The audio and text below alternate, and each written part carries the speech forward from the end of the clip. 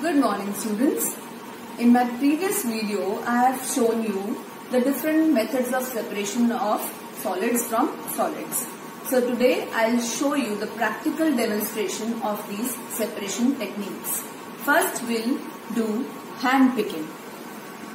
You can see that we have rice, we have pulses, green dal and yellow dal here.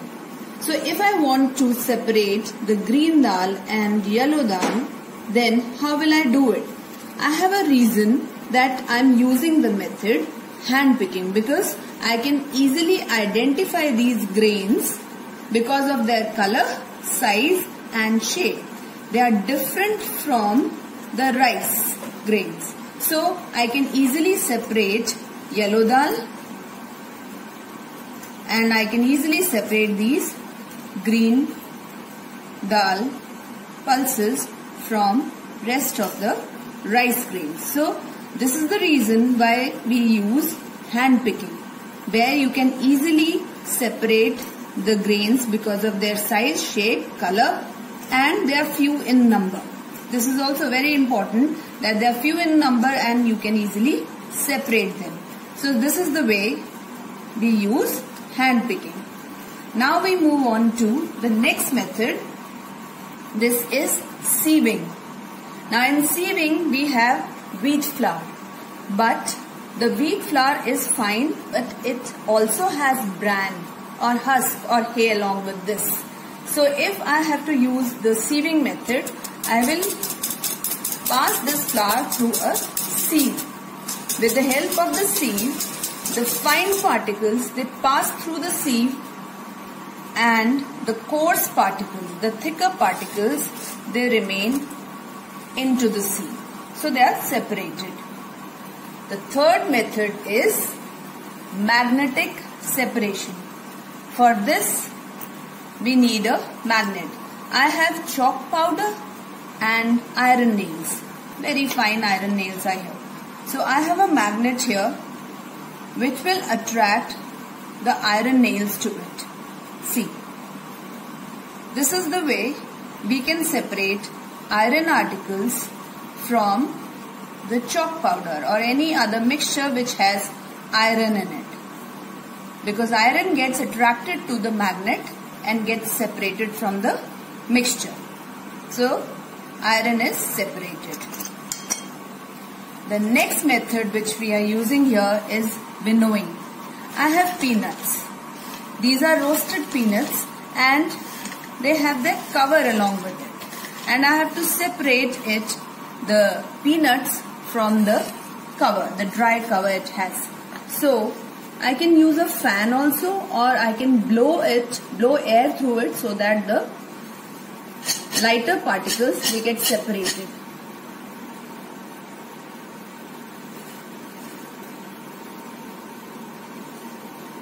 So you can see that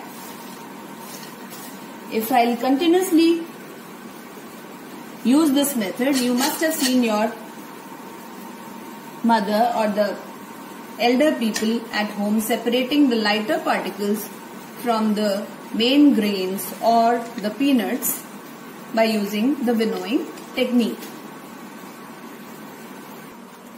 The next method is sublimation. So I have common salt here. This is NaCl, sodium chloride or common salt. And I have camphor. Camphor is also known as kapoor. I'll show you the crystals, the cubes of kapoor. This is camphor, which is also used in puja or havan to light up the fire there. So this is camphor. This is a sublimate. I have to crush this into a powdered form.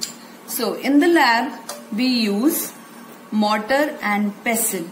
Here I am using the mortar and pestle which I have at home. So this is my mortar and pestle and I will crush this into the powdered form. You can see that I need a fine powder. Now why I am making a powder out of this? Because they look identical. Camphor and sodium chloride, they look identical. I'll make a mixture And now we have to see how to separate the two. How can we? I cannot use hand picking. I cannot use a sieve. Right? I cannot do winnowing. I cannot use a magnet to separate them. So the only way to separate them is use the method of sublimation, because one of them is a sublimate. I know it. So how will I do it? I'll take this mixture into my evaporating dish, which I have here. So this is my mixture. I have to cover it with the help of a funnel, so I'll take little of it, which can be easily covered by an inverted funnel. This is my funnel. I'll plug the funnel with cotton at the top. Why do we plug the funnel? See, we have to plug this funnel with the cotton at the top so that the gas which is formed here does not escape from it. So this is covered, the mixture is covered with the inverted funnel. Now we'll heat this mixture on the burner. For a little while we'll heat this. Slowly the sublimate will change into the gaseous form and get collected inside the funnel at the top. So the mixture is being heated here. You can see the vapors being formed inside the funnel. It is misty. This is misty because of the vapors being formed there. Now we'll stop heating the mixture and wait for around 15 to 20 minutes. We'll let this mixture cool down, and after some time we'll check whether the sublimate is there in the funnel or not. The mixture has cooled down and we have to see the change in the funnel. So this is my funnel. You can see the deposits inside the funnel. This is camphor, right? So camphor goes into the funnel and salt remains behind in the evaporating dish. So this we can easily scrap it off and take it into a separate dish and both get separated. So in the lab, chemistry lab, we do it like this. We scrap off the chemical which is collected inside the funnel into a separate dish. So this is your sublimation method to separate the two components out of which one is a sublimate.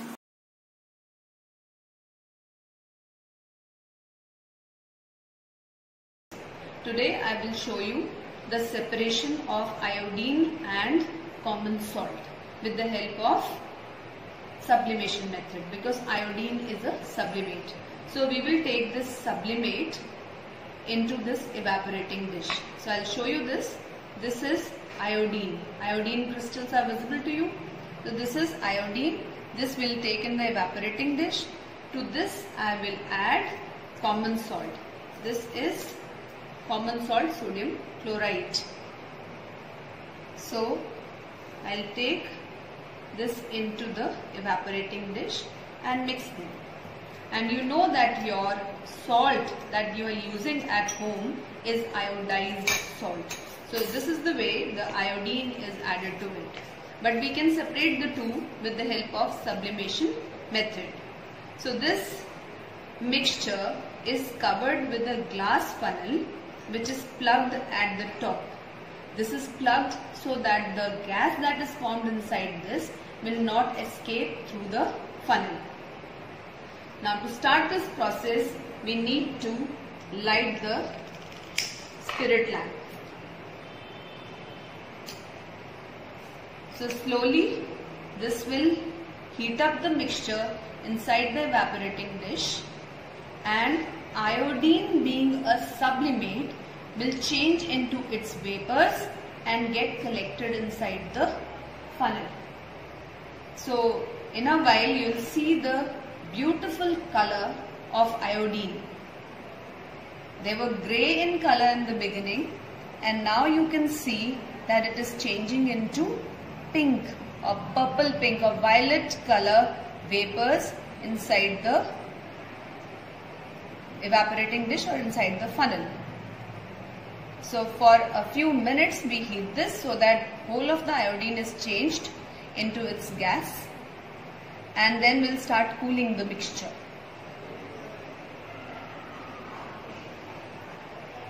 So the heating is done. We do not overheat the apparatus because this may develop some cracks or it may spoil your experiment. The way to close this is use a cap. Always use a cap to stop this flame or put off the flame. The cap will cut off the supply of oxygen and it will put off the flame. We should never blow the candle or the spirit lamp in the chemistry lab. Other chemicals can catch fire. Now look into this evaporating dish. You can see beautiful purple vapors inside this. This is all iodine, and sodium chloride should be left behind in the evaporating dish. Children, we wait for 10 to 15 minutes so that the whole apparatus cools down, and on cooling the vapors again change into solid state. So sublimation process is solid to gas on heating and gas to solid on cooling. So one process was done by heating and changing the solid iodine to gaseous iodine. Now after waiting for 10 to 15 minutes, now the gaseous iodine has converted into solid again. So let's see. This is your funnel. You can see the beautiful iodine deposits inside the funnel, and here look into this evaporating dish also. Inside here, this is common salt. I'll show you. This is common salt, only white common salt, and here you have iodine separated from it, and in the beginning they were all together. This is the way we can separate the two components of a solid mixture, where one is a sublimate and the other one is a non-sublimate. And then we scrap off this iodine into the other dish. It can be your petri dish or this glass plate, and iodine is collected on it. This shining part, grey shining part, this is your iodine. So this is how we do the sublimation process. Thank you, children.